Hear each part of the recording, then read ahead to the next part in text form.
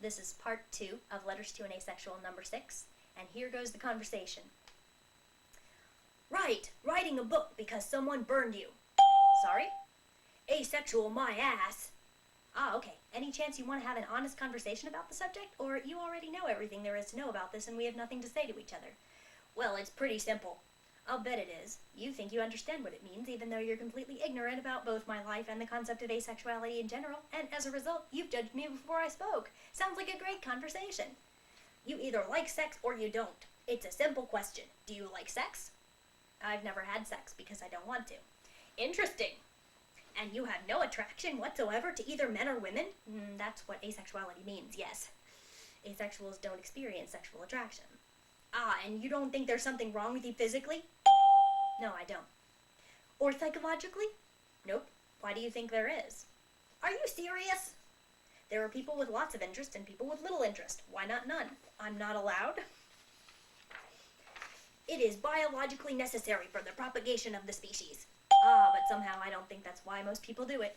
It is basically impossible, unless you have something wrong with you physically, not to respond to hormones. You went through puberty, right? Furthermore, not every member of the species needs to have sex in order for the species to survive. It's a biological imperative. In fact, as the species becomes more successful, it makes sense that the biological imperative wouldn't be as high. But that's neither here nor there. Well, our biology hasn't changed much. We haven't been here all that long. Hormones aren't really involved here. Asexuality is a lack of sexual attraction, not a lack of sexual ability or lack of sex drive. So if you have absolutely no sexual attraction, then you've got a hormonal imbalance. Wrong. You haven't educated yourself at all about asexuality, but seem to have made some judgments about it that don't apply. Oh, please, it's pretty simple. You don't have any desire to have sex with either male or female. And therefore, you get to judge me. Understood. No sexual attraction? No sexual motivation?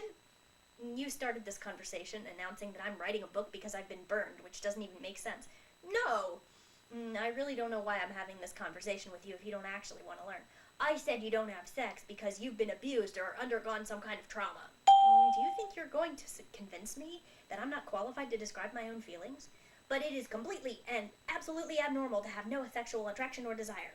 It's unusual, and yes, pretty abnormal, but not necessarily unhealthy.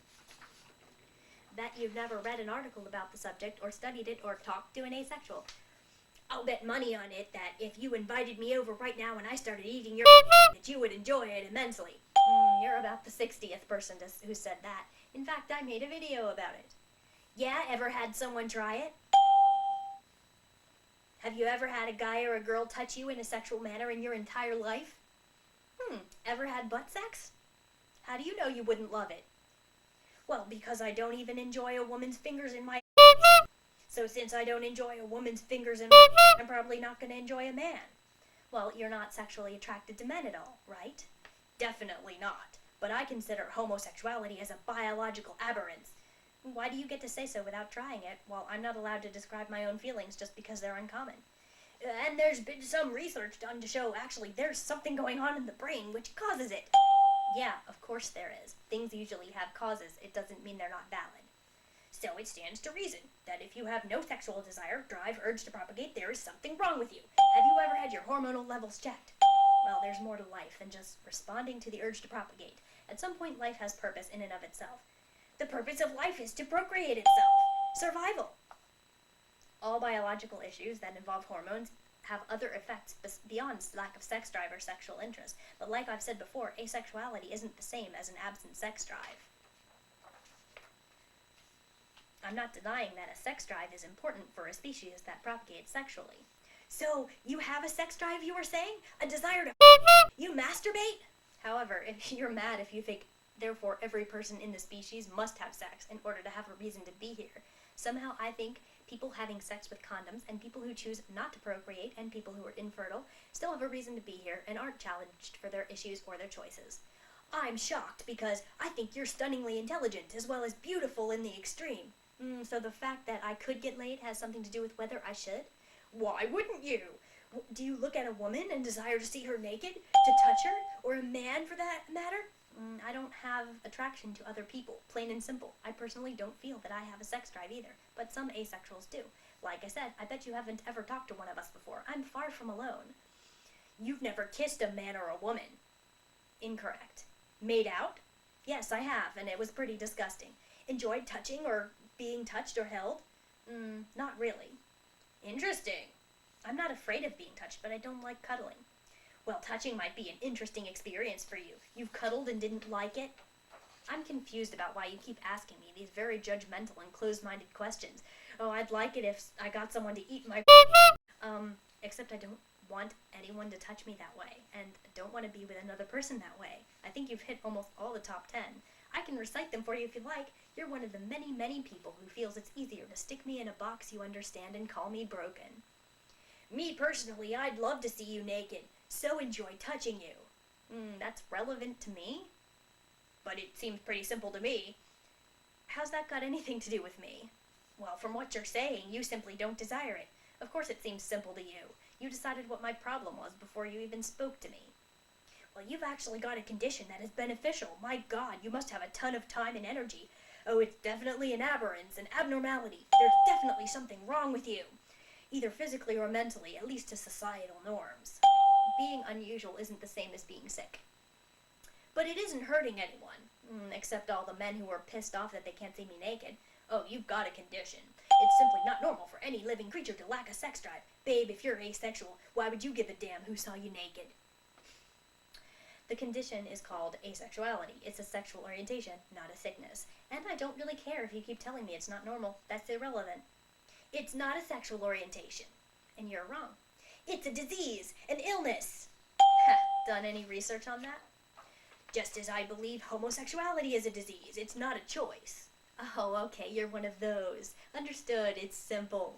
One of my best friends is a homosexual. I believe it is a condition in the brain where a certain part just simply isn't functioning properly. I've done some research on homosexuality, and many scientists are in agreement with this.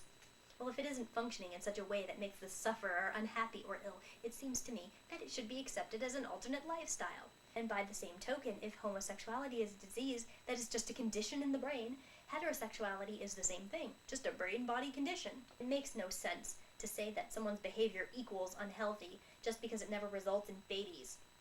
Asexuality is a biological condition. If you don't have a physical desire for men and you don't desire sex, you have something wrong with you. Just as someone who didn't eat or drink would have a biological condition. From a biological standpoint, of course it makes sense to say any creature who doesn't behave in such a way that he or she contributes to making more people is flawed. But since humans consider the human experience as more than biological successes or failures, I think I have a right to my lifestyle, thanks. You therefore have a biological condition, which means you have an illness or disease. Oh, of course you have a right to it. I would never argue with that, just as I don't argue with homosexuality. Basically, homosexuals and asexuals won't ever breed. The difference is the way you approach it here. It shouldn't be considered an illness or a disease just because it's not the most popular, most biologically selected for choice. So they won't pass their genetic defects on to the rest of us. It is a disease, an illness, a biological and genetic defect, just as I would if I had my way not allow people with mental illnesses to breed. That's silly. If the only way defects get into the next generation is by being passed on, how is it that there even are not asexuals or homosexuals? We're coming out of sexual people, apparently.